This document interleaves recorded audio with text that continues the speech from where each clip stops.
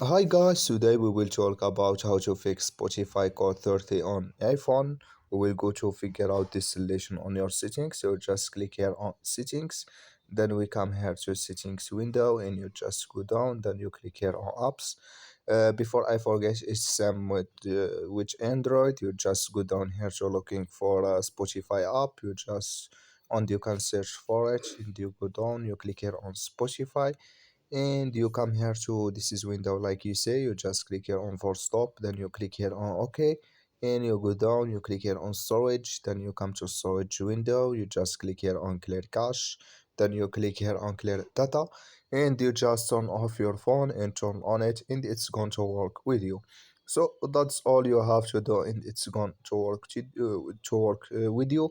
Thank you for your watching. Don't forget to support us by like and subscribe, and see you in next video about our Spotify settings.